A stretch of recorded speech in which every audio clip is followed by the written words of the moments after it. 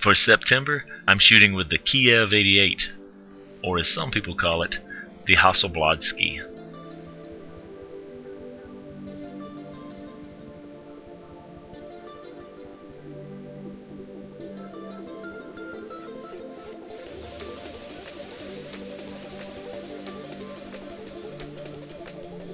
The Kiev 88 was made in the former Soviet Union, and as you can obviously see, it was heavily influenced by the Hasselblad system.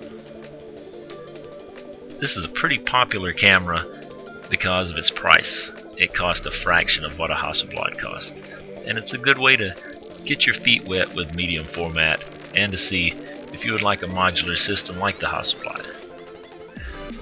I'd been wanting one of these a while, and I was pretty patient on eBay until I saw this one.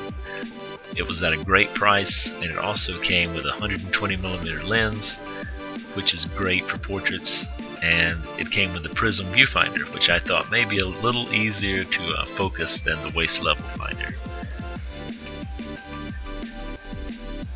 You can find these at decent prices. The problem seems to be the shipping. It's about $65 to get something shipped from the Ukraine. I mentioned the modular system. You can change everything. Obviously the lens, but the viewfinder, the film back.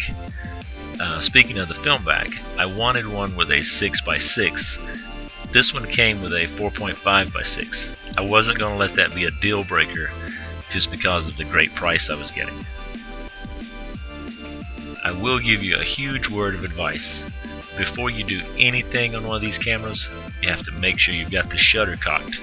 If you change the shutter speed without cocking the shutter, you're going to break the camera.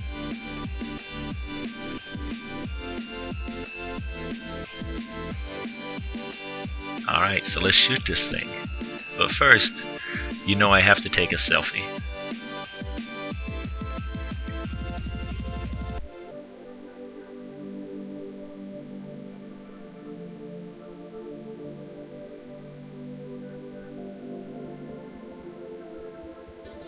My first impressions of this camera is it's an ergonomic nightmare. It's almost like trying to take a photograph with a mini fridge. Also, that 6x4.5 back, I immediately felt handcuffed by it. I was stuck in like landscape orientation, and that just doesn't work for what I shoot and how I shoot.